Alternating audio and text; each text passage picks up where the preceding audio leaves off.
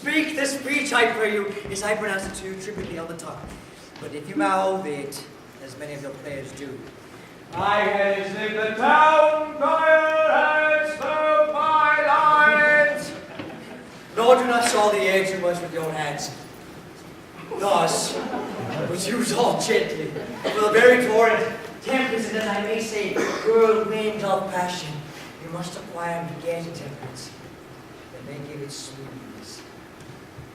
Oh, it offends me to the soul to see a robustious, periwinked-pated fellow tear a passion to tatters, to very rags, to split the ears of the groundlings, who for the most part are capable of nothing, except inexplicable dumb shows and noise. I could have such a fellow whipped for over to intimidate. Without Harriet's Harriet. Pray you, avoid it. I warn you, Honor. Be not too tame, neither. Let your own discretion be your tutor. Suit the action to the word to the action.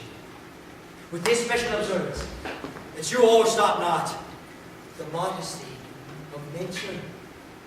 For anything so overdone is fro the purpose of playing, whose end at the first and now was and is, as 'twere to hold the mirror up to nature, to show virtue her own features, scorn her own image, and the very art and body of the time is form and pressure.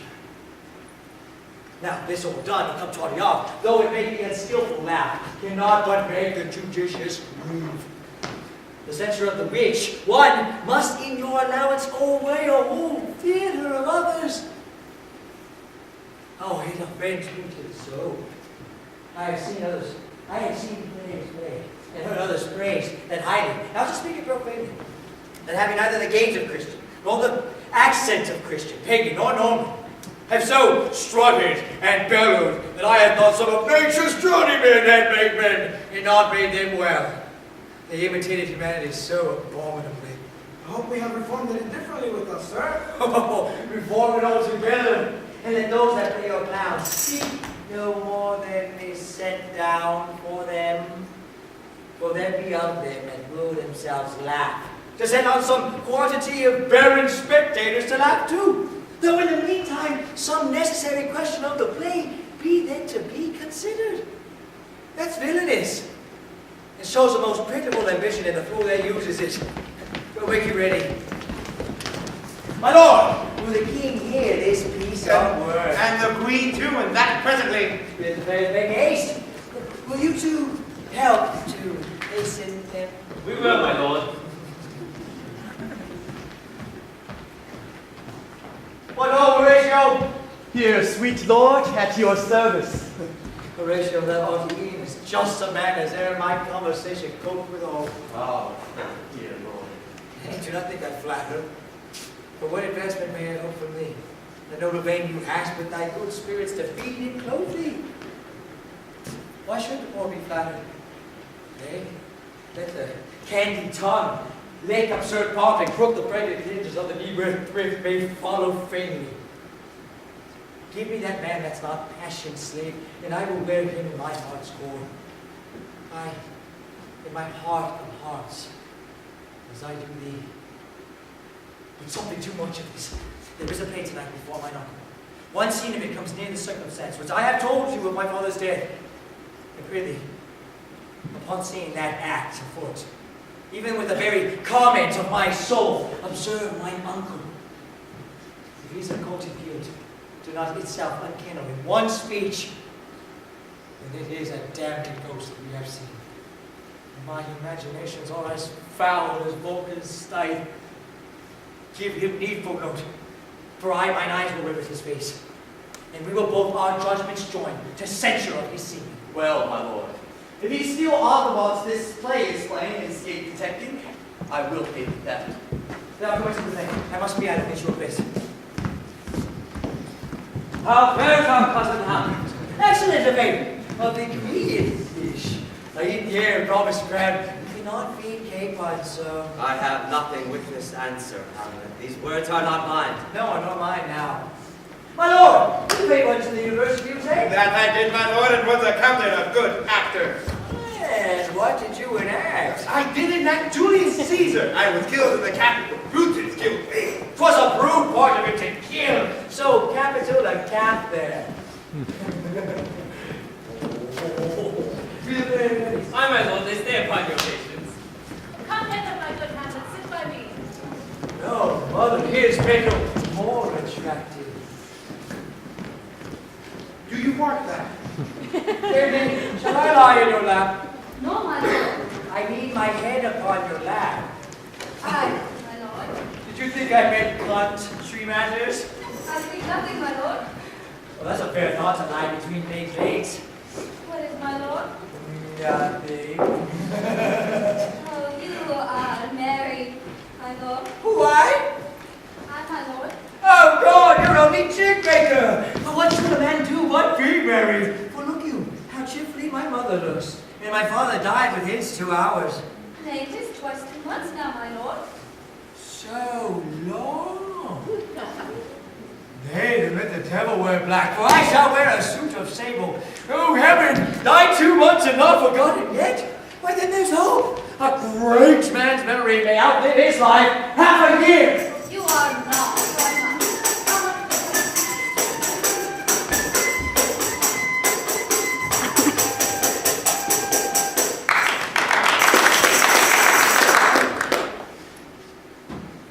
For us and for our tragedy, here stooping to your clemency, we beg your hearing patiently. Is this a prologue or a prosy of the ring? Brief, my lord. As woman's love.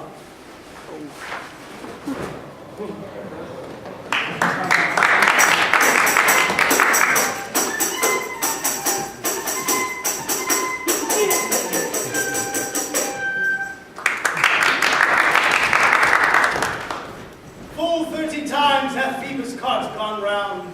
Neptune salt wash and Tellus orbit ground. And 30 dozen moons with borrowed sheen about the world have times 1230s been. Since love of our hearts, behind it in our hands, unite mutual in most sacred bands. So many journeys may the sun and moon make us again counter our ere love be done. But woe is me, you are so sick of late, so far from cheer and from your former state, that I distrust you. Yet, though I distrust, discomfort you, my lord, and nothing must. For women's fear and love of quantity in neither ought nor in extremity. Now what my love is, proof hath made you know, and as my love is sized, my fear is so. Faith, I must leave thee, love, and shortly too. My operant powers my functions leave to do. And thou shalt live in this fair world behind, honored, beloved, haply, one as kind. For husband thou Oh, confound the rest. Such love must needs be treason in my breast. And second husband, let me be accursed. None wed the second, but who killed the first. Wormwood! Wormwood! The instances at second marriage prove our base respects of thrift, but none of love. A second time I kill my husband dead, when second husband kisses me in bed. I do believe you, think now what you speak, but what we do determine oft we break. Purpose is but the slave to memory, of violent birth but poor validity, which now, like fruit unripe, stick on the tree, but fall unshaken when they mellow be. This world is not for aye, nor 'tis not strange, that even our loves should with our fortunes change. For 'tis a question left us yet to prove, whether love lead fortune or else fortune love. The great man down, you mark his favorite flies, the poor advance make friends of enemies. And hitherto doth love on fortune tend, for who not needs shall never lack a friend. And who in want a hollow friend doth try, directly seasons him his enemy. But only to end where I begun. Our wills and fates do so contrary run, that our devices are still overthrown. Our thoughts are ours, their ends none our own. So think thou wilt no second husband wed, or die thy thoughts when thy first lord is dead. Nor earth to give me food, nor heaven light. Sport ever pulls locked from me day and night. Each opposite the blanks the face of joy. Meet what I would have won, it destroy. Both here and hence pursue me lasting strife. If once a widow, ever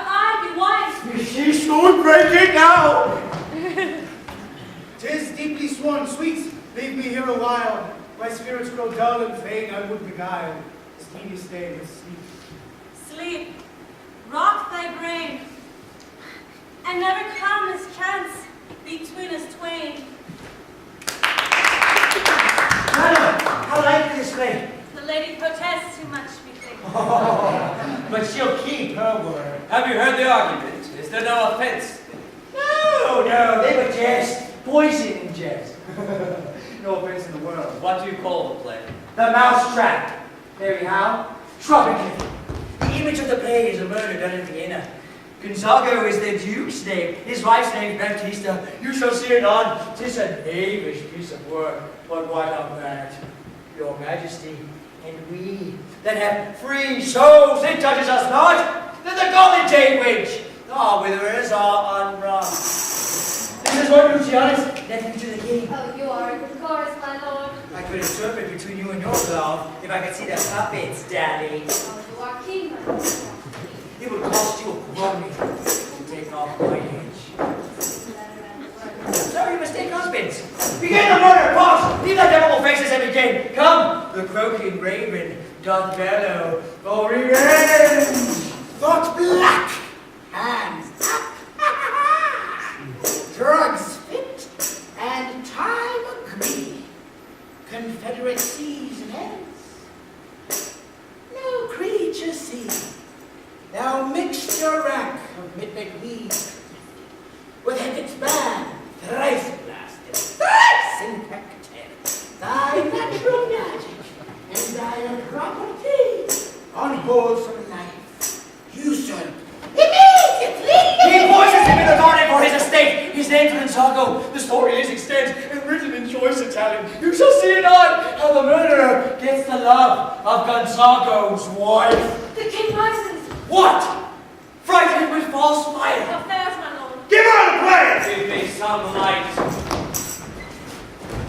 Away!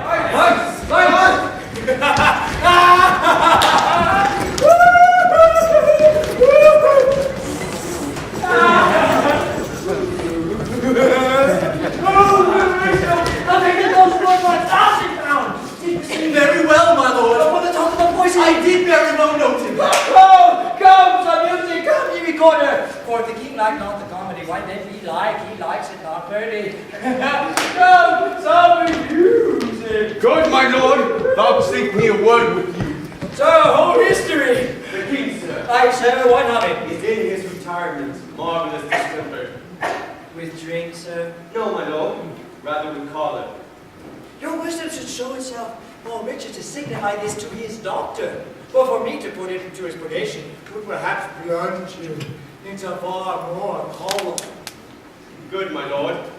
Put your discourse into some frame and stop not so wildly on my affair. I am tame, sir, pronounce. The queen, your mother, in most great affliction of spirit, has sent me You to are welcome. Nay, good, my lord. This courtesy is not of the right breed. If it shall please you to make me a wholesome answer, I will do your mother's commandment. If not, your pardon, and my return shall be the end of my business.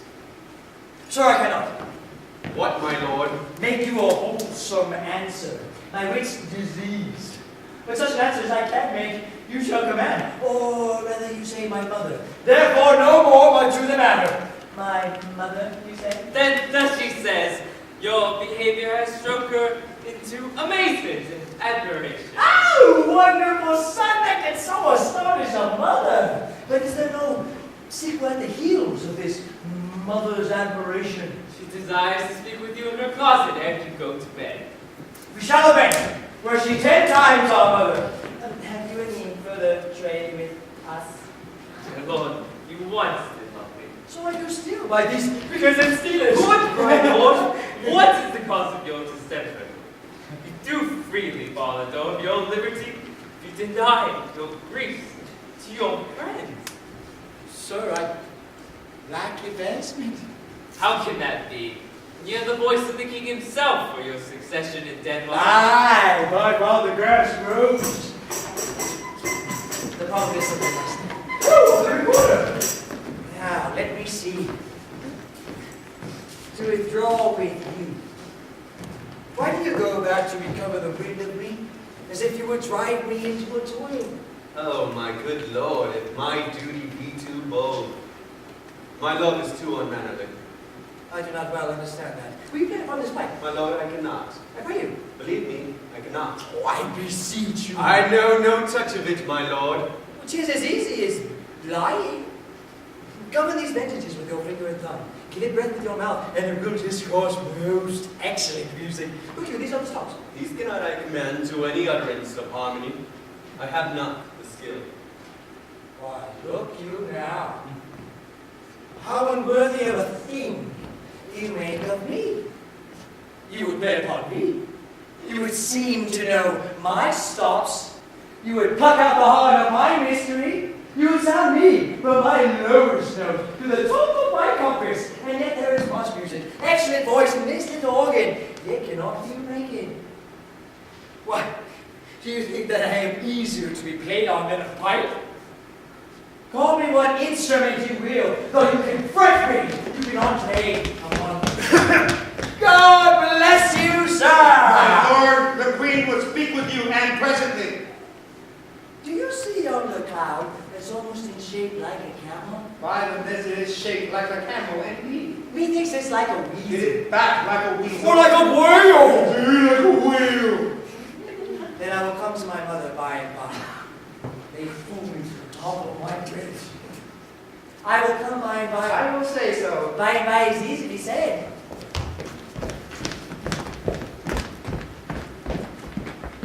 Leave me, friends.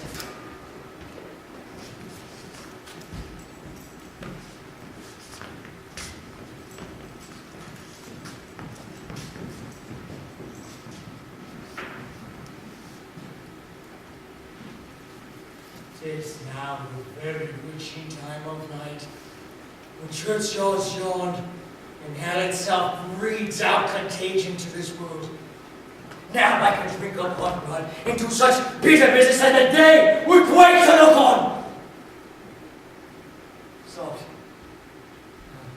To my mother. Oh Lord, lose not thy nature. Let not ever the soul of Nero enter this firm bosom. Let me be cruel, not unnatural. I will speak daggers to go, but use none. My tongue and soul in this be hypocrite. How in my words somever she be shed, give them sealed, never my soul's consent.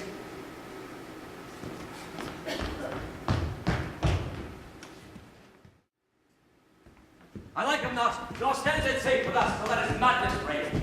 Therefore prepare you, I your commission will forthwith dispatch, and he to England shall along with you. The terms of our estate may not endure hazard so dangerous as that hourly grow out of his lunacies. We will ourselves provide. Most holy and religious fear it is to keep those many, many bodies safe that live and feed upon your majesty. The single and peculiar life is bound with all the strength and armor of the mind to keep itself from annoyances, but much more that spirit upon whose spirit depends and rests the lives of many. This cease of majesty ties not alone, but like a gulf doth draw wits near it with it. Never alone with the king's side, but with the general grow. Arm you, I pray, to this speedy voyage, for we will fetters put upon this bier which now goes too free-footed. Who aids us? My lord, he is going to his mother's closet. Behind the arras I will convey myself to hear the protest. A warrant shall tax him home. And as you said, and wisely it was said, 'tis meet that some more audience than a mother, since nature makes them partial, should o'erhear the speech of vantage. Fare you well, my liege. I'll call upon you ere you go to bed and tell you what I know. Thanks, dear my lord. Oh, my offense is rank. It smells to heaven. And at the primal, eldest curse upon it, a brother's murder. Pray, can I not? Though inclination be as sharp as will, my stronger guilt defeats my strong intent, and like a man to double business bound, I stand and pause where I shall first begin, and both neglect. What if this cursed hand were thicker than itself with brother's blood? Is there not rain enough in the sweet heavens to wash it white as snow? Whereto serves mercy but to confront the visage of offense? And what's in prayer but this twofold force, to be forestalled ere we come to fall, or pardoned being down? Then I'll look up. My fault is past. Nor what form of prayer can serve my turn?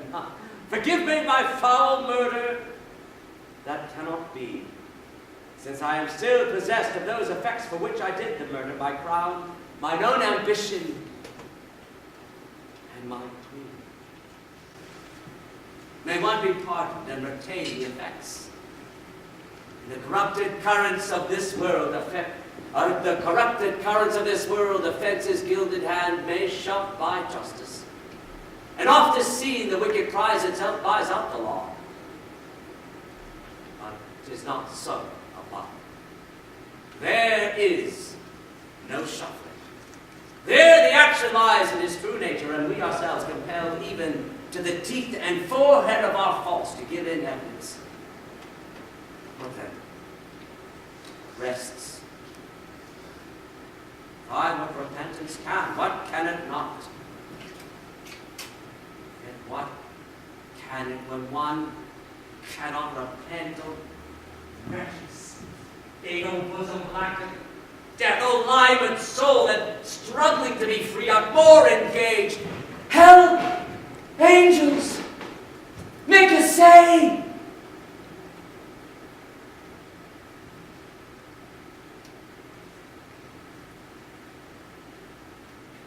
Bows, gathering knees, and heart with strings of steel, be soft as sins of the newborn babe. All may be well. Now might I do it, Pat. Now he's free. And now I'll do it! So he goes to heaven. And so am I revenged. That would be scared. A villain kills my father, and for that I, his sole son, do this same villain send to heaven? This is high in salary, not revenge. He took my father grossly, full of bread, with all his crimes broad, brown as fresh as May, and how his heart it stands, who knows, save heaven? But in our circumstance and course of thought, 'tis heavy with him.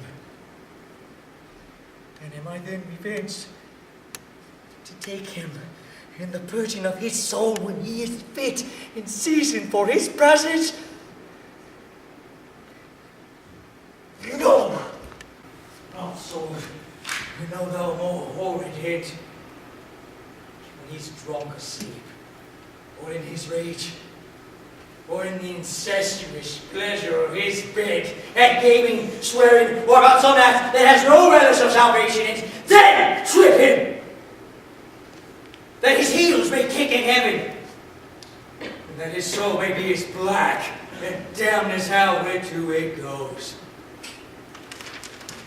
My mother says, this physic but prolongs thy sickly days.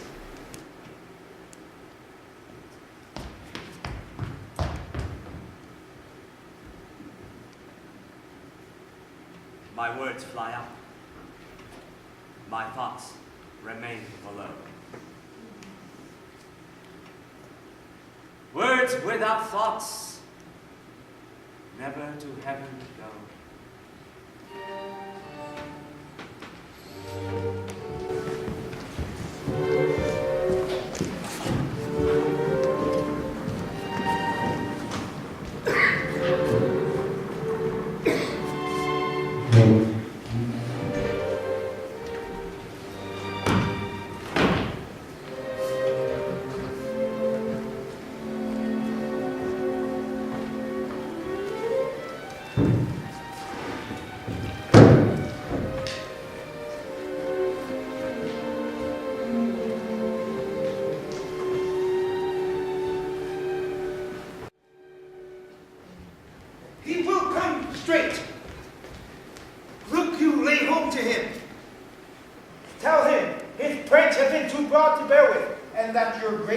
has screened and stood between him and much heat. Now silence me in ear. Pray you, be round with him. I hear him coming. Mother!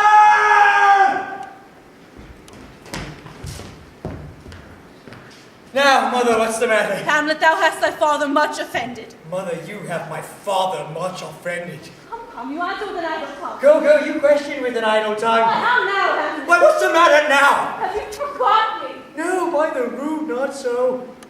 You are the queen, your husband's brother's wife. And would that were not so, you are my mother. Nay, then I'll set those you that can't speak. Come, I'll sit you down, you shall not budge. You go not till I set you up a glass, where you may see the inmost part of you. What wilt thou do? Thou wilt not murder me, help! What? Help! Oh no, rat. Dead for a ducat. Dead! I don't know, is it the king? What a rash and like deed is this? A bloody deed. Almost as bad, good mother, as kill a king and marry with his brother. Kill a king. Aye, lady, 'twas my word.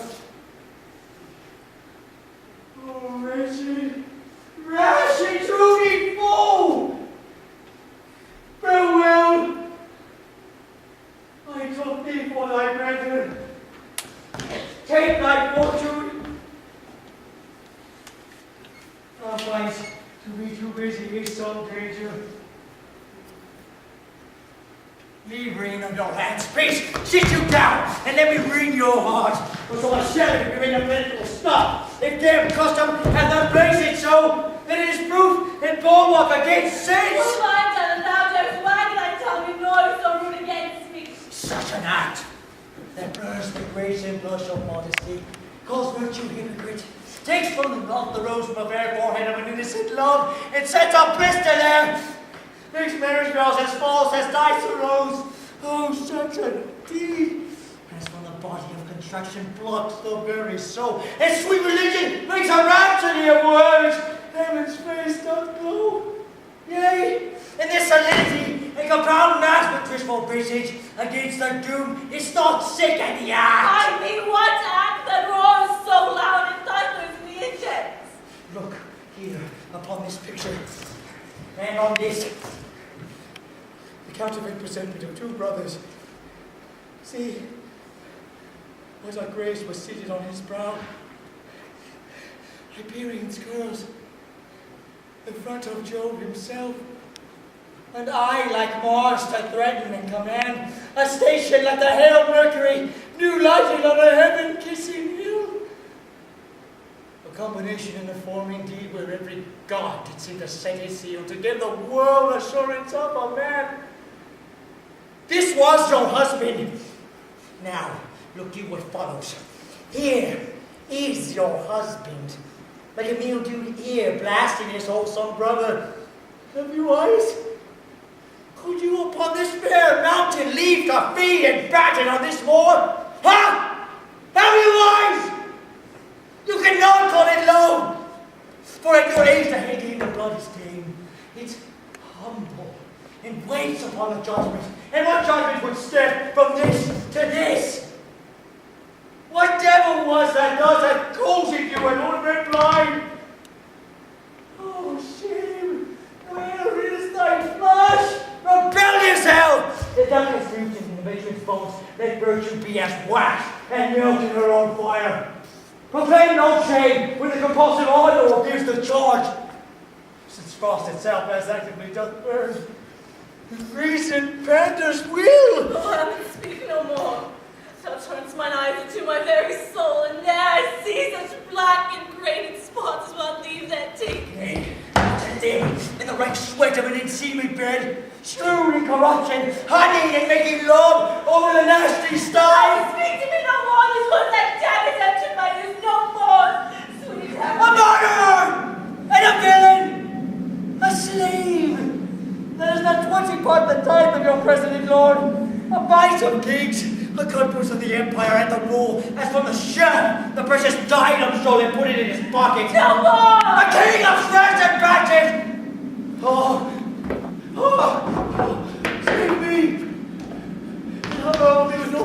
heavenly God, what would your gracious figure? He's mad. Do not come to your tardy son to chide. That lapse in time and passion. Let's go by the important action of your dreaded command.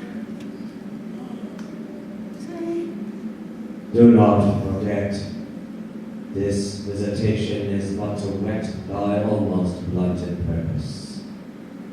But look, amazement on thy mother sits, no step between her and her fighting soul. Conceit in weakest body, strongest works. Speak to her, Hamlet. How is it with you, lady? Alas, how is with you? Would you do bend your eye on vacancy and would never call for and behold this thoughts? For that your eyes, your spirits wildly peak, and as the sleeping soldiers the alarm your fetid hair like life in excrement start up in sand and hand. Gentle sun, on the heat and flame of thy distemper sprinkle cool patience. Whereon do you look? On him? On him? Look how pale he glares! His form and cause conjoined, ready to stones would make them capable. Do not look upon me. This piteous action is to convert my stern effects. And what I want, and what I have to do would want you color. Tears, perchance for blood. Told me to speak this. Do you see nothing there? Nothing at all that is I see. No, did you nothing here? No, nothing but ourselves. Why look at there! My father determined as he lived. Look where he goes, even now, out of the portal. This is the very coinage of your brain, this bodiless creation ecstasy is very cunning. Ecstasy. My pulse, as yours, doth temperately keep time and makes as healthful music. It is not madness that I have uttered. Bring me to the test, and the matter I will be word, which madness would gamble from. Mother, for love of grace, lay not a flattering unction to your soul. Let not your trespass, but my madness speaks. It will but skim and fill the ulcerous place, will sprite corruption, mining all within, effects unseen. Confess yourself to heaven. Repent what's past, avoid what's to come. And do not spread the compost and the weeds to make them rank. Forgive me. This is my virtue. For in the fatness of these thirsty times, virtue itself of vice must pardon bake. Yea, good and woe, believe to do him good. Oh, Hamlet, thou hast cleft my heart in twain. Oh, and throw away the worst part of it and live the pure with the other half. Good night. But go not to mine uncle's bed. Assume a virtue if you have it not. Refrain tonight, and that shall lend a kind of easiness to the next abstinence. Again, good night. When you desire us to be blessed, I'll blessings beg of you. For this same Lord I can repent, since heaven has pleased it so to punish me with this, and this with me. And I must be their scourge and their sin. I will bestow him, and answer well, yet I gave him. Again, good night. I must be cruel, only to be kind. Thus bad begins, and the worst remains behind. What shall I do? Not this, by no means that I bid you do. Let the blood king tempt you again to bed. Fish wanted on your cheek, call you his mouse. Leg him for a pair of reaching kisses, or patting in his neck, in your neck with his damaged fingers, to make you ravel all this matter out, that essentially I am not in madness, but mad and craft. So would you let him know? Be thou assured. Words be made of breath and breath of life.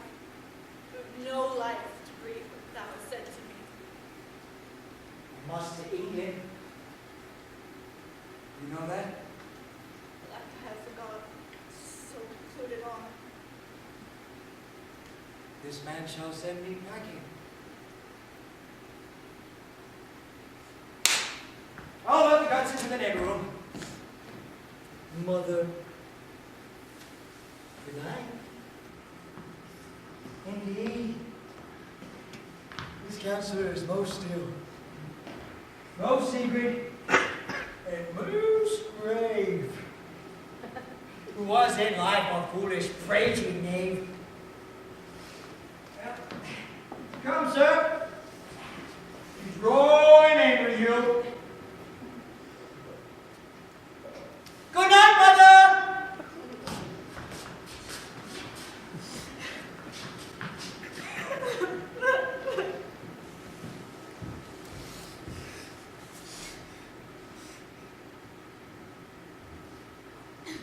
There is matter in these sighs. These profound heaves you must translate. 'Tis fit we understand them. Where is your son? Good Lord, what have I seen tonight? What? How does Hamlet? Mad, as the season when both contend which is the mightier. He is flawless fit behind the arras, hearing something stir. He whips his dagger out and cries, a rat in his bratish apprehension kills the unseen good old man.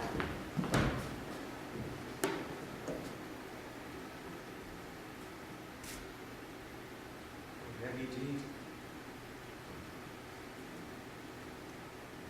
It had been so with us had we been there. His liberty is full of threats to all, to you yourself, to us, to everyone. Alas, how shall this bloody deed be answered? It will be laid to us, whose providence should have kept short, restrained and out of hunt this mad young man. But so much was our love. We would not understand what was most grave, but like the owner of a foul disease, to keep it from divulging, let it feed even on the pith of life. Where is he gone? To draw apart the body he has killed, for whom his very madness, like some ore among a mineral of metal's face, shows itself pure. He weeps for what is done. Oh, Gertrude, come away. We must no sooner shall the mountains touch, but we will ship him hence. In this vile deed we must with all our majesty and skill both countenance and excuse. Ho, Guildenstern! Friends, both go join you with some further aid. Hamlet, in madness hath Polonius slain, and from his mother's closet hath he dragged him. Go, seek him out. Speak fair, and bring the body into the chapel. I pray hasten this. Come, Gertrude. We'll call up our wisest friends to let them know both what we mean to do and what has untimely done. Oh, come away. My soul is full of discord and dismay.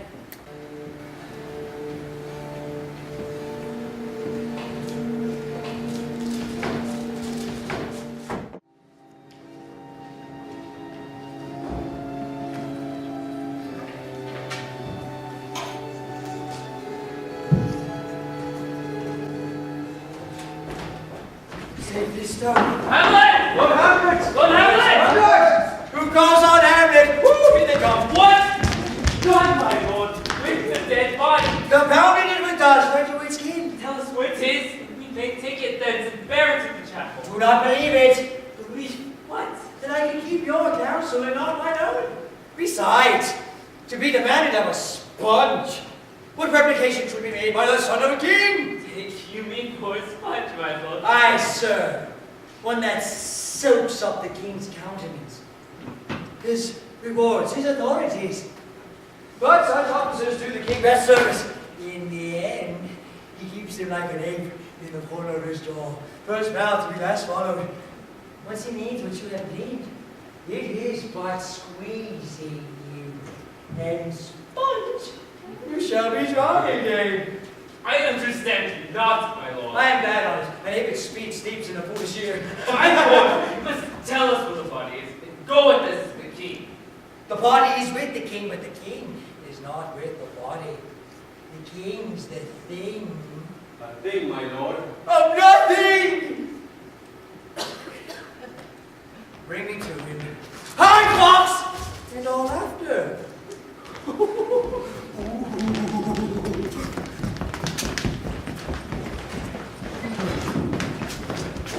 I have sent to seek him and to find the body. How dangerous is it that this man goes loose? Yet must not we put the strong law on him? He's loved of the distracted multitude, who like not in their judgment, but their eyes. And where 'tis so, the offender's scourge is weighed, but never the offense. To bear all smooth and even, this sudden sending him away must seem deliberate pause. Diseases, desperate grown, by desperate appliance are relieved, or not at all.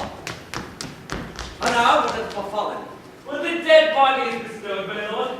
We cannot get from him. But where is he? Without, my lord, guarded to know your pleasure. Bring him before us. Ho! Jonathon! Bring it, my lord.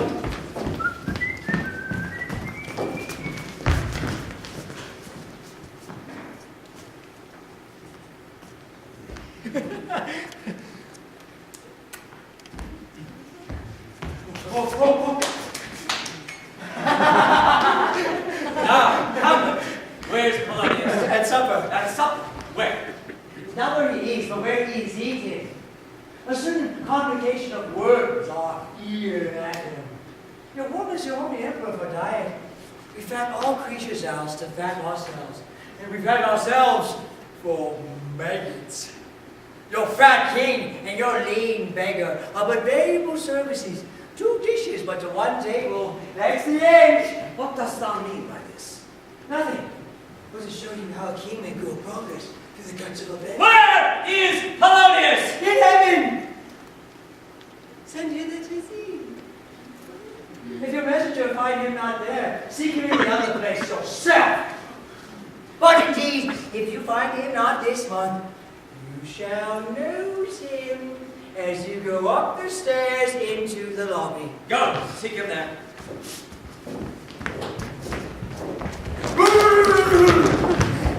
He will stay till you come.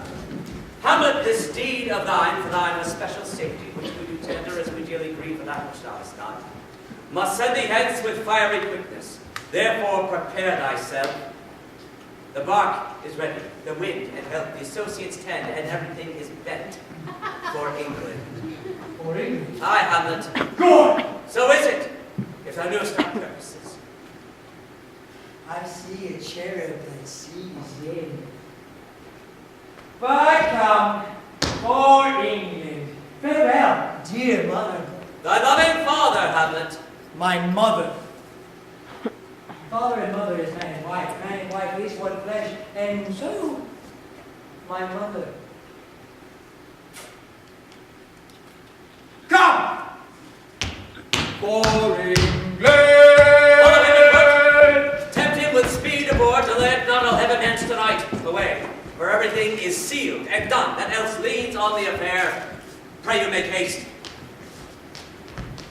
And England, if my love thou hold'st at aught, as my great power thereof may give thee sense, since yet thy cicatrice looks raw and red after the Danish sword, and thy free law pays homage to us, thou mayest not coldly set our sovereign process, which imports at full, but that is conjuring to that effect the present death of Hamlet. Do it, England, for like the hectic in my blood he rages, and thou must cure me. Till the note is done, aware my haps, my joys were near begun.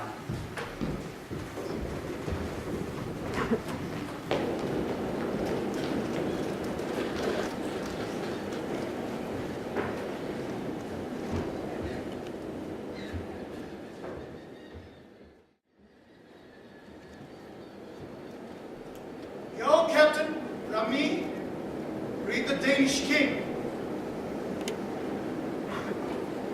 Tell him that by his license, foreign bronze, claim the conveyance of a promised march. Overs, king. You know the rendezvous. If his majesty would part with us, we shall express our duty in his eye. And let him know so. Do it, my lord. Your safety.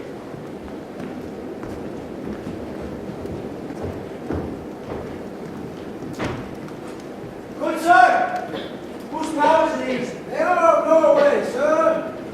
On purpose, sir, I pray you. against some parts of Poland. Who commands them, sir? Nephew to all Norway, Fortinbras. Goes it against the main of Poland or for some frontier? Truly to speak, and with no addition.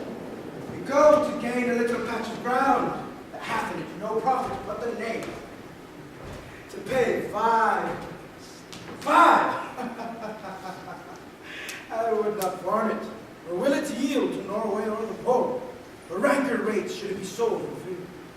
Well, then the Poland never go defended. Yes, it is already garrisoned. 2,000 souls and 20,000 ducats is not a big question of this straw.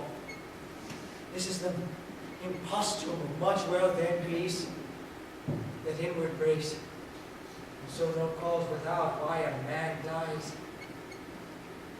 I only thank you, sir. God be with you, sir. Please you go, my lord. I'll be with you straight. Go a little before.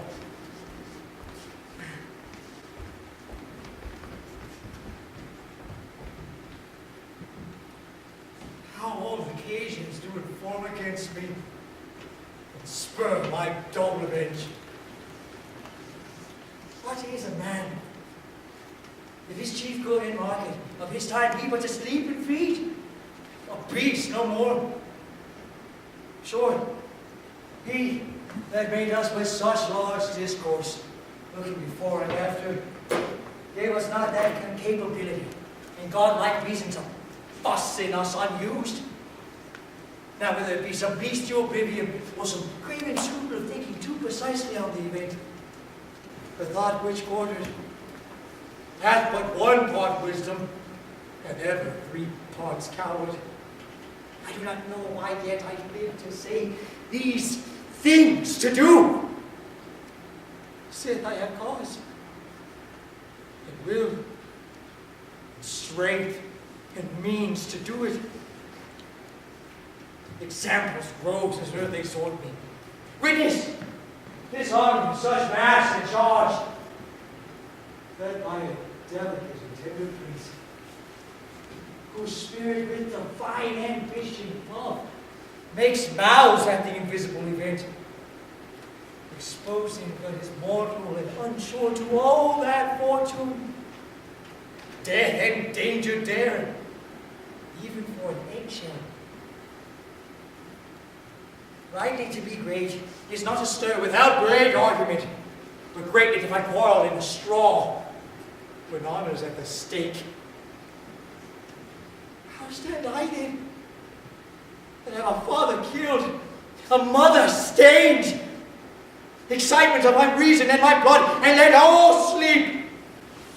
Well, to my shame, I see the death of 20,000 men, and for a fantasy or a trick of fame, go to their graves like beds. Fight for a plot, whereon the number cannot try the cause, that is not tomb enough, or continent to hide the slain. Oh, from this time forth, my thoughts be bloody, or be nothing more.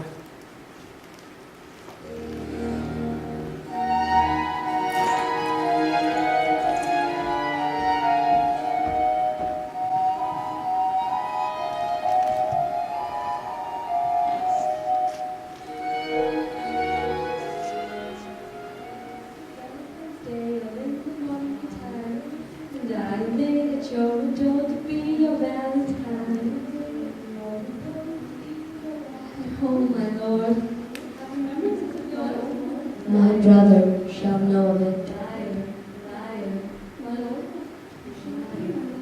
I shall obey, my lord. More deceived. I will not speak with her. She is important. Indeed, distract. Her mood will needs be pitied. What would she have? She speaks much of her mother. Says she hears there's tricks in the world and hems and beats her heart. Spurns enviously a straw, speaks things in doubt that carry but half sense. Her speech is nothing, yet the unshaped use of it doth move the ears to collection. They aim at it and botch the words of it to their own thought, which as her winks and nods and gestures yield them, indeed would make one think there would be though nothing should, yet much had happened. 'Twere good she were spoken with, for she may strew dangerous conjectures and ill-breeding minds. Let her come in. To my sick soul, as sin's true nature is, each toy seems prologue to some great amiss. So full of artless jealousy is guilt, it spills itself with fear to be spilled. Where is the beauteous majesty of Denmark? How now, Ophelia? Should I know, from another by his buckle, hat and staff and his sandal. Alas, sweet lady, what imports the song? Say you, where you mock. He is dead and gone, lady. He is dead and gone. His head a grass green turn, and his heels a stone. Lady Ophelia. Where you mock. White his shroud as the mountains go. Alas, my lord can hear. Loaded with sweet flower, which bewept to the grave did not go with true love showered. How do you, pretty lady? Well, God deal you. They say the owl was a baker's daughter. Lord, we know what we are, but know not who we may be. God be at your table. Conceit upon her father. Pray, let us have no words of this. Only ask me what it means, say me this.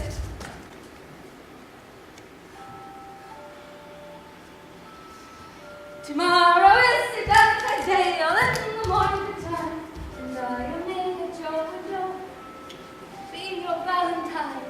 Then up he rose and doffed his clothes, went up the chamber door, let in a maid, that out a maid, never departed more. Pretty Ophelia. Indeed, lad, without an oath of mark and midnight, by cheers and vice and charity, a lack and fight for shame. Young men will do it if they come to it. By God, they are to blame. Could she, before you tempt me, you promised me to wed? Oh, what I have done, my own son, if thou hast not come to my bed. How long hath she been this? I hope all will be well. We must be patient. But I cannot choose but weep to think that they should lay upon the cold ground. My brother shall know of it. And so, I thank you for your good counsel. Come, my coach. Good night, ladies. Good night, sweet ladies. Good night. Good night. Follow her close. With her good heart, I pray. Oh, this is the poison of deep grief that springs all from her father's death. Oh, Gertrude, Gertrude, when sorrows come, they come not single spies, but in battalions. First your father slain, next your son gone, and he most violent author of his own just remove. People muddied, thick, and unwholesome in their thoughts and whispers for good Polonius' death, and we have done but greenly and hugger-mugger to inter him. Poor Ophelia, divided from herself and her fair judgment, without the which we have pictures of mere beasts. Last, and as much containing as all these, her brother is in secret come from France, keeps on his wonder, keeps himself in clouds, and wants not buzzers to infect his ear with pestilent speeches of his father's death. We're in necessity of matter begged, will nothing stick our persons to arraign in ear and ear. Oh, Gertrude, this like to a murdering peace in many places gives me superfluous death. What is this? What's the matter? Said yourself, my lord, the ocean were clearing of his list. Is not a flat for impetuous pace, the Laertes and the riotous head of affairs your officers. The royal called me lord, and at the world we're now but to begin. Antiquity were good custom, that known. The ratifiers and the props of every word that cried, choose we, Laertes shall be king. Tongues applied to the clouds, Laertes king, Laertes king. Oh, it's the county, false Danish door. The doors are broken! Where is the king, sirs? Stand you all way down. I pray you give me leave. We will. I thou vile king. Give me my father. Hardly good laird. That drop of blood that calls proclaims me bastard. Cries cuckold to my father. Brands the harlot even here between the chaste unsmirched brow of my true mother. What is the cause, Laertes, that thy rebellion looks so giant-like? Let him go, Gertrude. Do not fear our person. There's such divinity doth hedge a king, that treason can but peep to what it would, acts little of his will. Tell me, Laertes, why thou art thus incensed? Let him go, Gertrude. Speak, man. Where's my father? Dead. But not by him. Let him demand his fill. How came he dead? I'll not be juggled with. To hell allegiance, vows to the blackest devil, conscience and grace to the profoundest pit. I dare damnation. To this point I stand, that both the worlds I give to negligence. Let come what comes. Only I'll be revenged most thoroughly for my father. Who shall stay you? My will, not all the world. Good Laertes, if you desire to know the certainty of your dear father's death, history's been your revenge, that swoop state you'll draw both friend and foe, winner and loser. None but his enemies. Will you know them then? To his good friends, thus wide below my arms. And like the kind, life-rendering politician, repast them with my blood. Why now you speak like a good child and a true gentleman, that I am guiltless of your father's death, and am most sensibly in grief for it. It shall as level to your judgment pierce as day does to your eye. Now, what noise is this? Let it go! Please, dry up my brain. Tears, 7 times salt, perhaps since it burnt in my eyes. My heavens, thy madness shall be paid by weight, till our scale turn to me. Oh, rose of May, dear babe, my sister, sweet Ophelia. Oh, my heavens, is it possible a young maid's wit should be as mortal as an old man's life? They bore him barefaced on the bier. And on his grave rained many a tear. Fare you well, my child. Didst thou thy voice, and didst persuade revenge, and could not hold me thus? You must sing a down, and you call him a downer.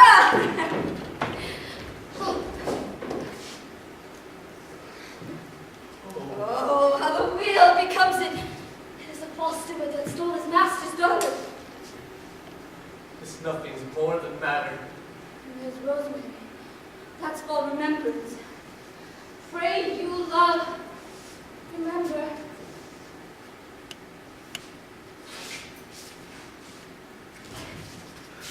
And his pansies, that's but thoughts. Documents of madness, thoughts and remembrances fitted. And there's venom for you. Columbine. Oh, and that robe for you. And here's some for me. We may call it a grace ascending. Oh, you must wear your robe with difference. And there's a daisy. I would give you some violets, but they withered off when my father died.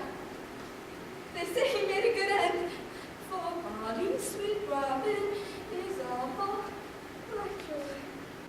Thoughts and afflictions, passion, hell itself she turns to favor, to prettiness. And will he not come again? And will he not come again? No, no, he is dead. Go to thy death bed. He never will come again. His beard was as white as snow. Oh, flaxen was his poll. He is gone, he is gone.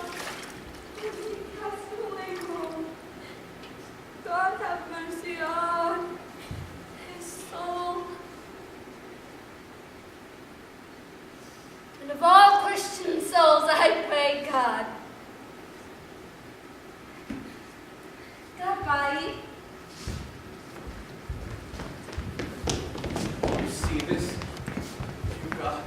Laertes, I must commune with your grief, for you deny me right.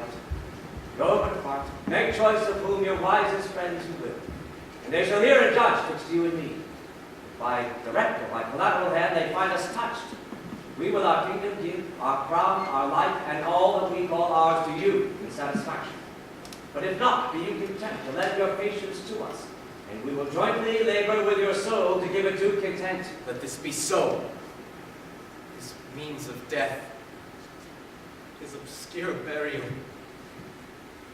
No trophy, sword, nor hatchment o'er his bones. No noble right, no formal ostentation, cry to be heard as 'twere from heaven to earth. But I must call in question. So you shall. And when the offense is, let the great axe fall. I pray, go with me.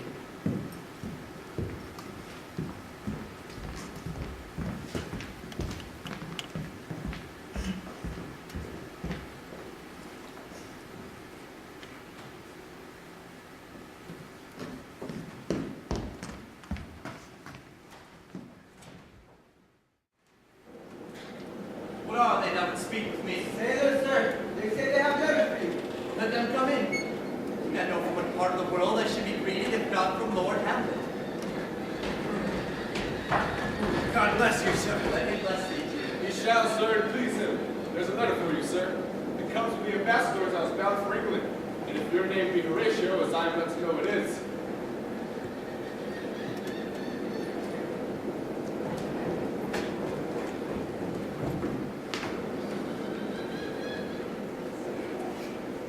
Horatio, when thou shalt have overlooked this, give these fellows some means to the king. They have letters for him. Ere we were 2 days old at sea, a pirate, a very warlike appointment, gave us chase. Finding ourselves too slow of sail, we put on a compelled valor, and in the grapple I boarded them. On the instant they got clear of our ship, so I alone became their prisoner.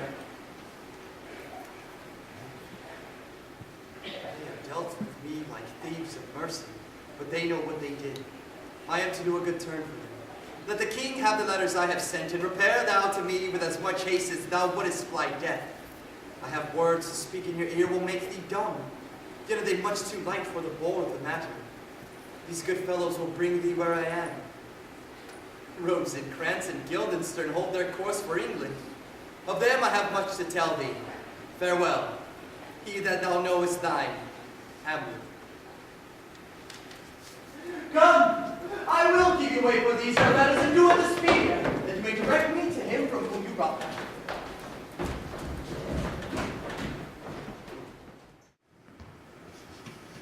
Now must your conscience my acquaintance seal, and you must put me in your heart for friend. Since you have heard it with a knowing ear that he that hath your noble father slain pursued my life. Well appears. But tell me why he proceeded not against these feats, so crimeful and so capital in nature, as by your safety, wisdom, all things else, you mainly were stirred up. Oh, for 2 special reasons, which may to you perhaps seem much unsingued, but yet to me they are strong. The queen, his mother, lives almost by his looks. For myself, my virtue or my claim being either which, she's so conjuncted to my life and soul that as the star moves not but in his sphere, I could not but by her. The other motive why to a public count I might not go is the great love the general gender bear him, dipping all his faults in their affection would, like the spring that turneth wood to stone, convert his guides to graces, so that my arrows, too slightly timbered for so loud a wind, would have reverted to my bow again and not where I had aimed them. So I have a noble father lost, and sister driven to desperate terms. Who was, if I praise and go back against good challenger on the mounts of all the age of her perfections? My revenge will come. Break not your sleeves for that. You must not think that we are made of stuff so flat and dull, that we can let our beard be shook with danger and be pastime. You shortly shall hear more. I love your father, and we love ourselves, and that I hope will teach you to imagine. How now? What news? Letters, my lord, from Hamlet. This for your majesty and this for the queen. From Hamlet? Who brought them? Sailors, my lord, they say I saw them not. They were given to me. Laertes, you shall hear them. Leave us. I am mighty, you shall know I am set naked on your kingdom. Tomorrow shall I beg leave to see your kingly eyes. When I shall, first asking your pardon thereunto, recount the occasion of my sudden and more strange return. Hamlet, what should this mean? Are all the rest come back? Or is it some abuse and no such thing? Know you the hand? Just Hamlet's character, naked. And in a postscript here he says alone. Can you advise me? I am lost in it, my lord. Let it come.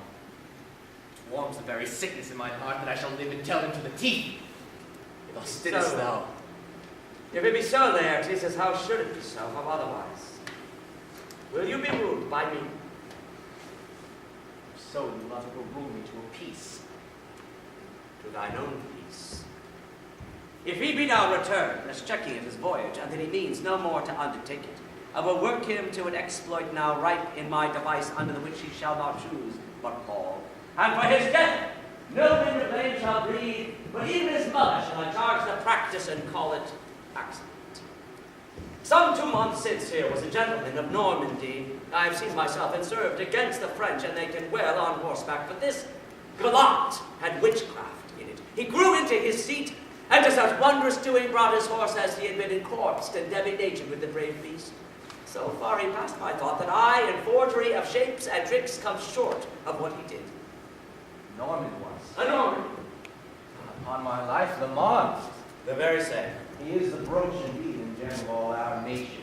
He made confession of you, and gave you such a masterly report for art, and exercise in your defense, and for your rapier most especially, that he cried out would be a sight indeed if one could match you.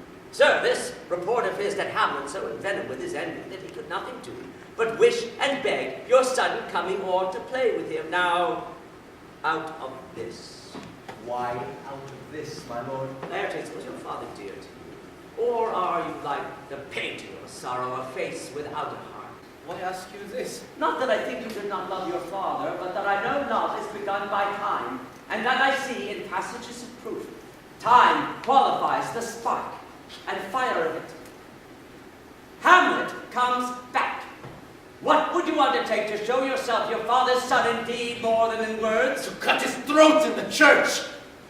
No place indeed should murder sanctuaries. Revenge should have no bounds. Good Laertes, you do this. Keep close within your chamber. Hamlet return will know you are come home. We'll put on those shall praise your excellence and set a double varnish on the fame the Frenchman gave you. Bring you in fine together and wager on your heads. He being remiss, most generous, and free from all contriving, will not peruse the foil, so that with ease, or with a little shuffling, you may choose a sword unbaited, and in a pass of practice, requiting for your father. I'll do it. And for that I'll anoint my sword. I bought an unction of a Monteverde, so mortal I but dipped a knife in it where it draws blood. No cataplasm so rare, collected from all the simples that have virtues under the moon, can save the thing from death. That is but a scratch. I'll anoint my sword with this contagion, that if I gull him slightly, it may be death. So let me see. Make a solemn wager on your comings. When in your motion you were hot and dry, as make your bouts more violent to that end, and then he calls for drink. I'll have prepared him a chalice for the nonce, whereon but sipping, if he by chance escape your venom stock, our purpose may hold there.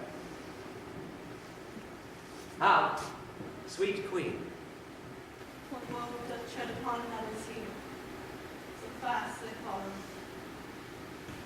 Your sister's drowned, Laertes. Drowned? Oh, where? There is a willow, close aslant the brook, shows its oil leaves in the glassy stream. There with fantastic garlands did she come, of crowflowers, nettles, daisies and long purples, that liberal shepherds converse in dark, cold days do dead men's fingers call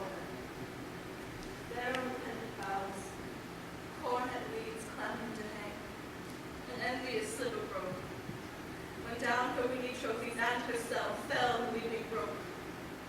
Her clothes spread wide and murmured like a while they bore her up, which time she chanted snatches of old tunes as one incapable of her own distress, like a creature, native and endued into that element.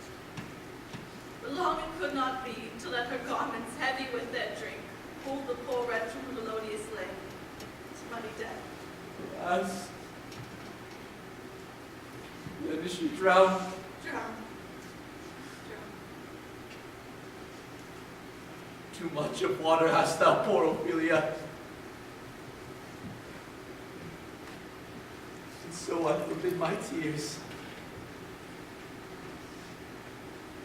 But yet it is her trick that nature her custom holds. Let shame say what it will. When these tears are gone, the woman shall be out.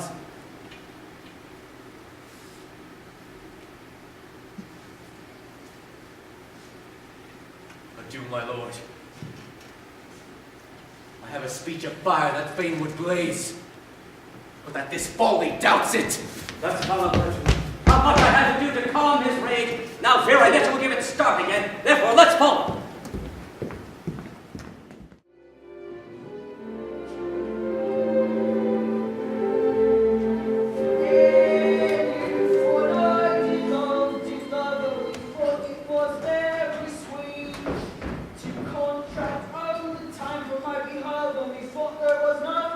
Has this fellow no feeling for his business that he seems at great making? Customers making him a property of easiness. Seeing so, the hand of widow of women half the days presents. That skull had a tongue in it conceit once. How the knave jaws into the ground as if a case jawbone that did the first murder. It might be the brain of a politician. Just ass or opposites. One that might circumvent God, might it not? It might, my lord. Or a courtier, which would say, "Good morrow, sweet lord, how dost thou, good lord?" This might be, my lord, such a one that raised my lord such a one's horse, when he meant to beg it, might it not? Aye, my lord. There's another. And have Why might not that be the score of a lawyer? Where be his quiddits now? His quiddits, his cases, his tenures, and his tricks. Oh, why does he suffer this brute knave now to knock upon the scar with the dirty shovel? We'll not tell him of his action of battery. I will speak to this fellow. Whose grave is this, sir? mine, sir. I will pay. I think it be thine indeed, for thou liest in it.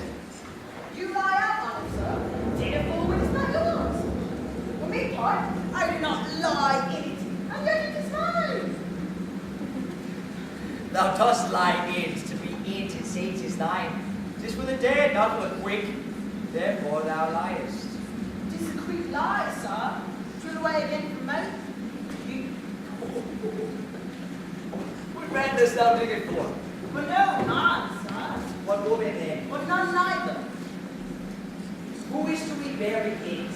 One that was a woman, sir, but rest her soul. She's dead.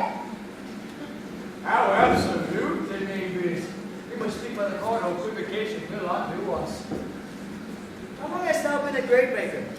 Of all the days of the year, I came to it that day or less King Hamlet overcame Fortinbras. Oh, that's it. Cannot you tell them?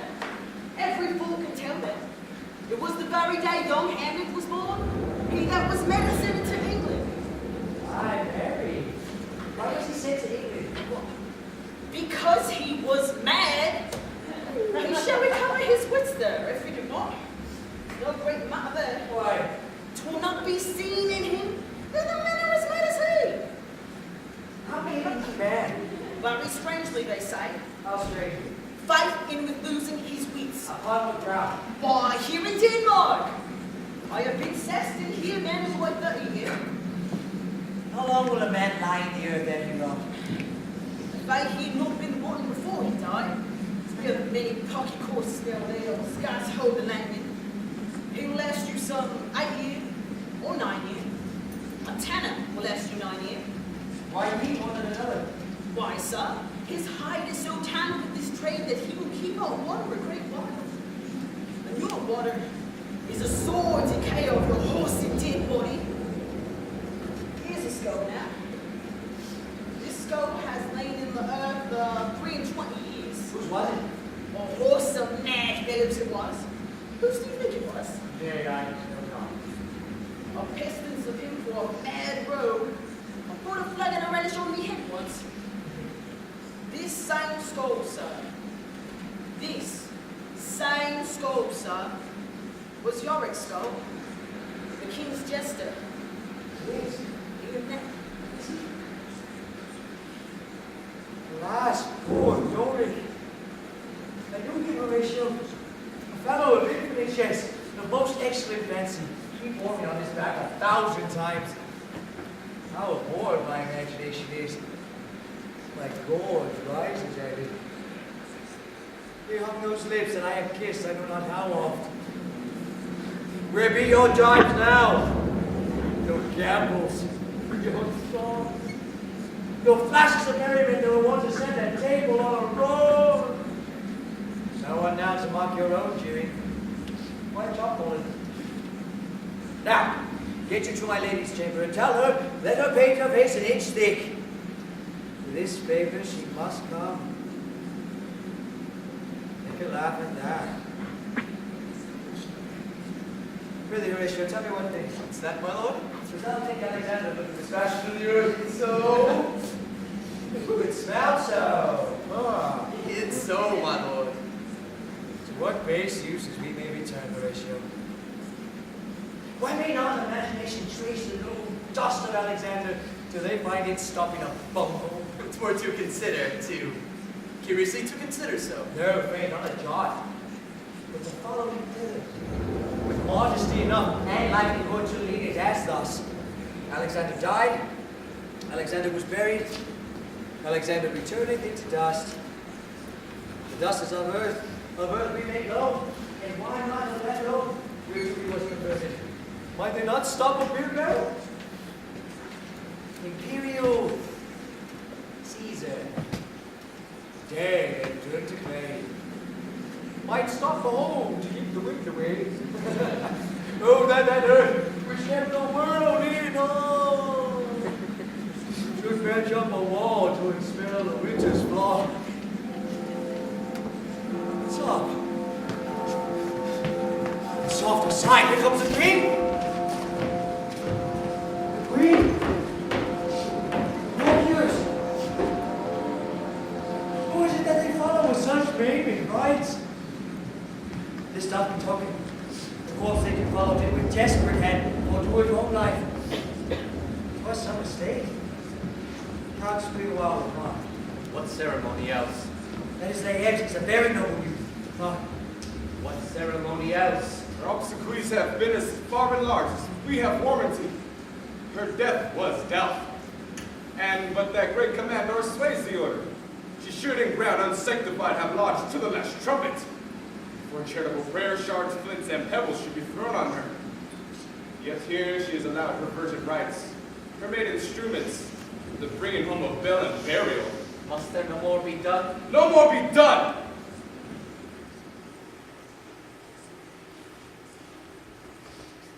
We must profane the service of the dead, to sing sage requiem and such rest to her as the peace-parted souls. Lay her in the earth. From her fair, unpolluted flesh may violets spring.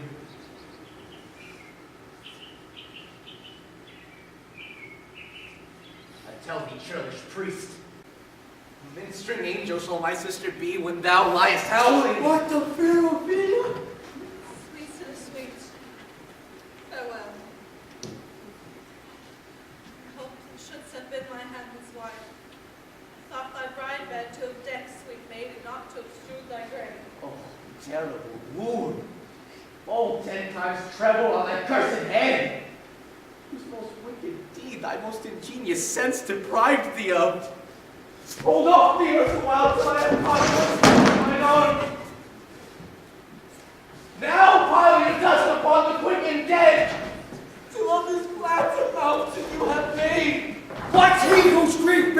such an emphasis, whose praise of sorrow conjures the wandering scars and makes them stand like wonder-wounded hearers.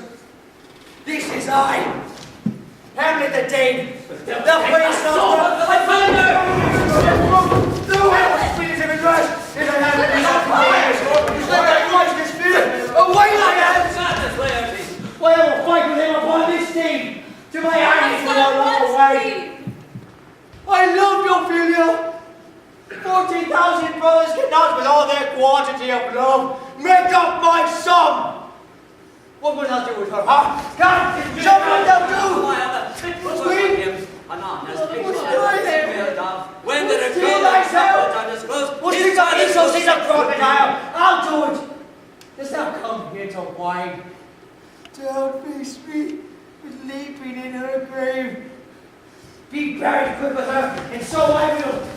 And if thou praise of mountains, let them throw millions of acres on us. Nay, and thou mouth, I'll grant as well as thou. Hear you, sir. What is the reason that you use me thus? I loved you ever. But it is no matter. Let Hercules himself do what he may. The cat will mew, and dog will have his day. Strengthen your patience in our last night's speech. We'll put the matter to the present push.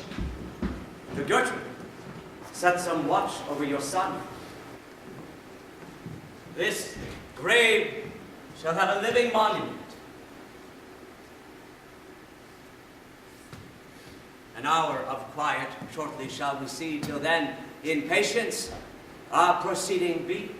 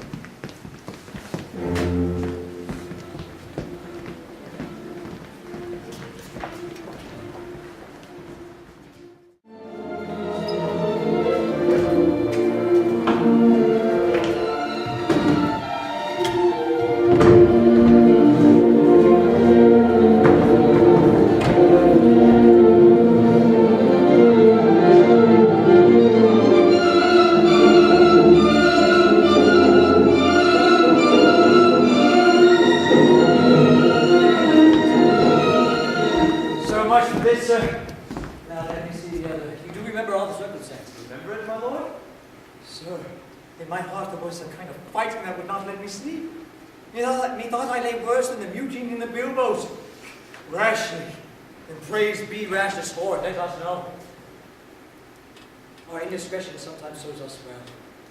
When our dear plots do pull, and that should teach us. There's a divinity that shapes our ends. Rough hew them how we will. That is most certain. Up from my cabin, my sea-grown scarf about me in the dark, groped I to find out them, had my desire, fingered their packets, and in fine withdrew to mine own room again. Whereto I found Horatio. Oh, royal knavery. An exact command, lauded with many several sorts of reasons, importing Denmark's health and England's too. And who such bobs and goblins in my life, that on the supervised no leisure baited, no, not to stay the grinding of the axe. My head should be struck off. It is possible. Here's the commission. Read it at more leisure. Go down here how I did proceed. I beseech you. Being thus. Be netted round with villains, ere I could make a prologue to my brains. They had begun the play. I sat me down, devised a new commission, wrote it fair. I once did hold it as our status do, of baseness to right fair, and labored much to forget that learning. But sir, now, it did me yeoman service. Thou hear the effect of what I wrote. Aye, good my lord. An earnest conjuration from the king, that on the view and know of these contents, without abatement more or less, he should the bearer be put to solid death, not shriving time allowed. How was this sealed? Why, even in that was heaven ornament. I had my father's signet in my purse, which was the model of that Danish seal. I subscribed it, folded up the method form of the other, placed it safely, the changeling never known. Now the next day was our sea fight, and to what was sequent, thou knowest already. So Guildenstern and Rosencrantz go to it? Why, man, they did make love to this employment. They are not near my conscience. Their debate by their own insinuation grow. 'Tis dangerous when the baser nature comes between the past and fell incensed points of mighty opposites. Why? What a king is this? Does it not, thinks thee? Stand me now upon. He that had killed my king and whored my mother, parted between the election and my hopes, thrown out his ankle for my proper life, and with such cozenage. Is it not in perfect conscience to quit him with this arm? And is not to be damned to let this canker of our nature come in further evil? It must be shortly known to him from England. What is the issue of the business there? It will be short. The interim's mine. And a man's life is no more than to save one. But I am very sorry, good Horatio, that to lay eggs I forgot myself. For the portrait of my boss, I see the portraiture of his. I'll count his favor. But sure, the bravery of his grief did put me into a towering passion. Peace. Who comes here? Your Lord is right. Welcome back to Denmark. I humbly thank you. As I know this one twice. Oh, my good Lord. Thy state is the more gracious, for 'tis a vice to know it. Sweet Lord, if your Lordship wish to assure any parting to you from His Majesty. I will receive it with all diligence of spirit. Put your bonnet to his right use, just for your head. I thank your Lordship, 'tis very hot. No, believe me, 'tis very cold. The wind is northerly. It's indifferent cold, my Lord, indeed. Methinks it's very hot and sultry for my complexion. It's different. It's very sultry, my Lord, as to where I cannot tell how. But sir, His Majesty will signify to you that He has laid a great wager on your head. Sir, this is the matter. I beseech you, remember. Paid in good faith, for mine ease in good faith.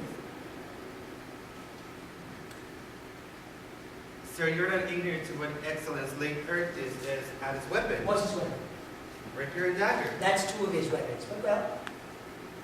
The king, sir, has waged with him 6 Barbary horses, against which he had imposed, as I take it, 6 French rapiers and poniards, with their sense great hangers or so. 3 of the carriages are very dear to fancy, very responsive to the hilts, most delicate carriages and very liberal conceit. What call you the carriages? The carriages, sir, are the hangers. The phrase would be more germane to the matter if we carried cannon by our side. I would it would be hangers till then. What call it then? Why is this in poem, as you call it? The king has laid in a dozen passes between you and him. He should not exceed 3 hits. He had a 12 for mine, and then would continue the trial if your lordship would not say the answer. How if I answer no? I made my lord the opposition of your person in trial. Sir, I will walk here in the hall. If it please His Majesty, 'tis the breathing time of day with me. Let the foils be brought, the gentleman winning, and the king hold his purpose. I will win for him if I can. If I cannot, I gain nothing but my shame and the odd hits. Should I redeliver you even so? To this effect, sir, to what flourish your nature will. I think your lordship. Yours. He does it well to commend it himself. There's no tongue else for his tongue. This lapwing runs away with the shell in his head. He did comply with his dog before he sucked it. You will lose this wager, my lord. I do not think so. Since he went into France, I have been in continual practice. I shall win at the odds. But thou wouldst not think how all care about my heart, but it is no matter. Nay, good, my lord. It is but foolery. But it is such a kind of gain-giving that would perhaps trouble a woman. If your mind is like anything, obey. I will forestall or repair hither and or not. Not a whit. We defy augury. There's a special providence in the fall of a sparrow. If it be now, 'tis not to come. If it be not to come, it will be now. If it be not now, yet it will come. But readiness is all. Since no man hears aught of what he leaves, what is to leave betimes.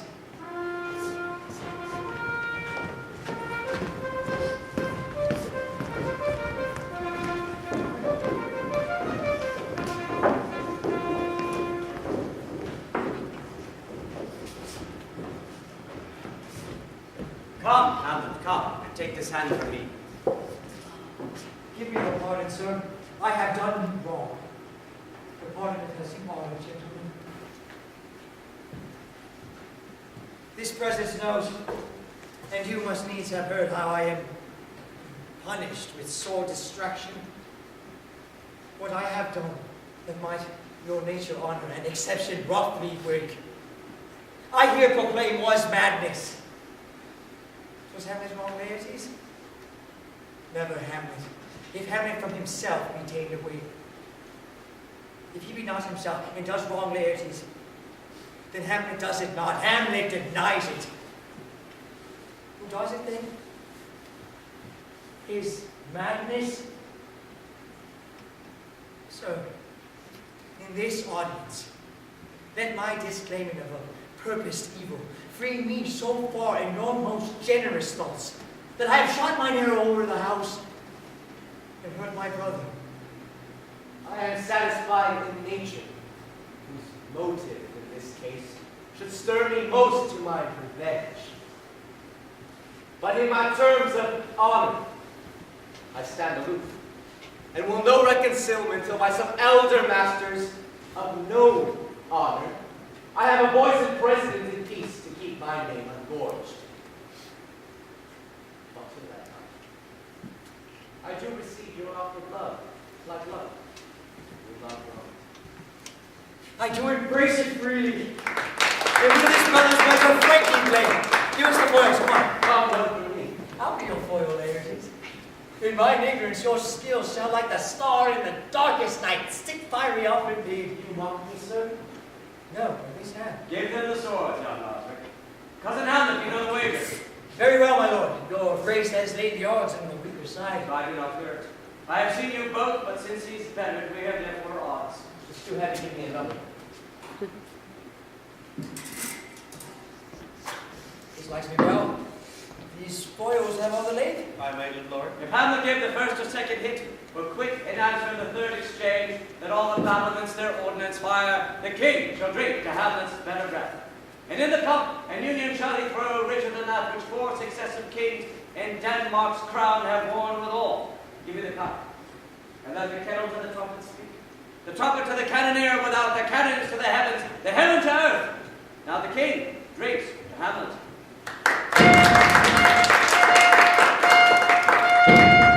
Come, king, and you the judge bear a weary eye.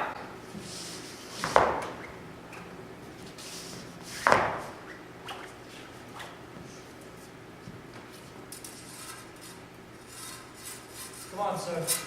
Come on, sir. Back!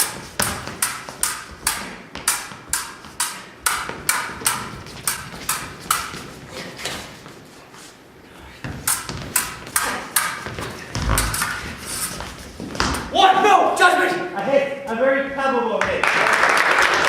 Go again! Stay! Give me a drink. Hamlet, this pearl is thine. Here's to thy health.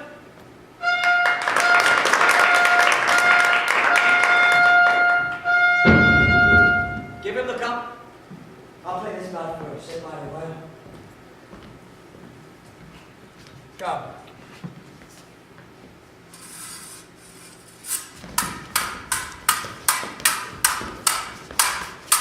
I don't know what say you touch! Touch, I do confess. Our son shall win. These 7 scant of breath. Here, Hamlet. Take my napkin. Rub thy brows. The queen carouses to thy fortune, Hamlet. Good, madam. Gertrude, do not drink. I will, my lord. Pray you pardon. It is the poisoned cup. It's too late. do not drink yet, madam. By and by. My lord, I'll give him now. I do not think it. And yet it's almost against my conscience. Come for a third. The head is you medallion. I pray you pass with your best violence.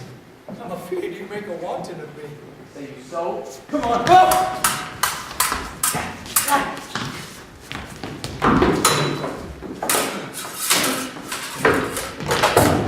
Nothing neither way.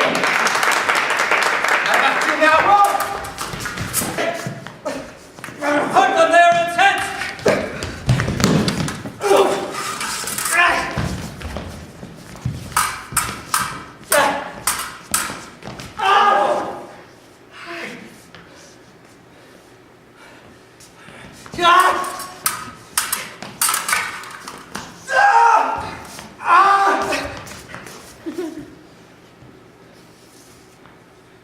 There, come again.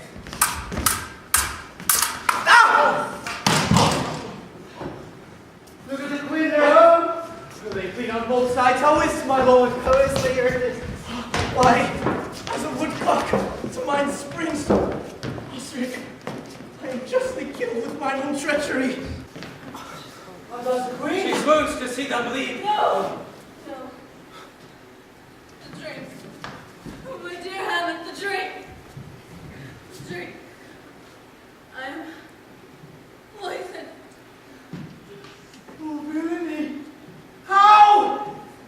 Let the doors be locked. Treachery. Sing it out. Sing it, Hamlet. Thou art slain. No medicine in the world can do thee good. In thee there's not more than half an hour of life. The treacherous instrument is in thy hand, unbaited and envenomed. The foul practice has turned itself on me. Lo, here I lie, never to rise again. My mother slain. I can no more the king. The king is to blame. Treason! They pay us to thy work. We have defended his friends. I am but hurt. Thou incestuous, murderous, damned dead. Bring up thy ghost. Is thy doing here? Follow my mother. He is justly served. It is a poison tempered by himself. Come, exchange forgiveness with me, noble Hamlet. I and my father's death fall not on thee. Lord, thine on me. Heaven make thee free of it. I follow thee. I am dead, Horatio. Wretched queen, you. Then you better look pale and tremble at this chance. And I, my time, as this fell soldier's death is stricken in his arrest. Oh, I can tell you. But let it be. Horatio, I am dead. Thou livest. Before me, my cause is right to the unsatisfied. Never believe it. And you're more an antique Roman than a Dane. Yes, you had some liquor left. Well, that's it. Let go, by heaven! I'll have it! Oh, Horatio, what a wounded man! Things standing thus unknown shall live behind me. If thou didst ever hold me in thy heart, perhaps indeed for felicity a while, and in this harsh world draw thy breath in pain to tell my story. What warlike noise is this? Your pardon, brother. Conqueror's number of Poland. The ambassador of England gives this warlike holy. Oh, I die, Horatio. The potent poison quite all closed my spirit. I cannot live to hear the news from England. But I do promise thee, the election light falls on Fortinbras. He hath my dying voice. So tell him of the occurrence which I've solicited. The rest is silence.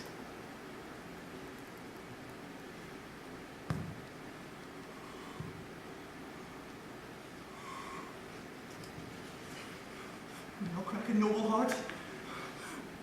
Good night, sweet prince. And flights of angels sing thee to thy rest. Why does the drum come hither? Where is the sight? What is it ye would see? What of woe or wonder? Cease your search. Glory cries on heaven. O proud death, which feasts is told on divine, eternal smell, that thou, so many breeds that are shot, so bloody and strong. The sight is dismal, and our affairs from England come too late. They have ears of sense of such a give us hearing to tell them his commandment has been fulfilled. That Rosencrantz and Guildenstern are dead.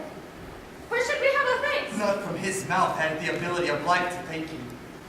He never gave commandment for their death, but since so jump upon this bloody question, you from the Polack wars and you from England are here arrived. Order that these bodies high on a stage be placed into the view.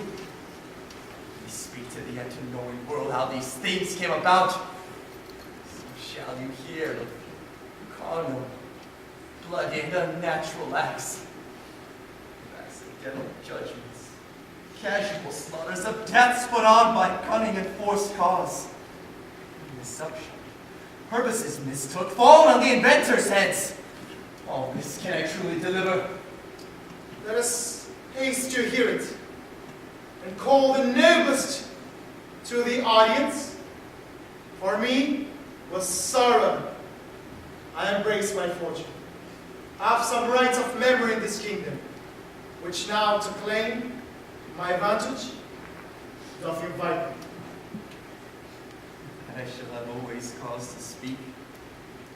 From his mouth, his voice will draw on more, but let this saying be presently performed. These men's minds are wild, lest more mischance of plots and errors happen. That full captain bound like a soldier to the stage, or he was most likely, had he been put on, to have proved most royally. And for his passage, the soldier's music and the rites of war speak louder for him. Take up the body. Such a sight as this becomes a fear, but here shows which it is. Go, beat the soldier, shoot.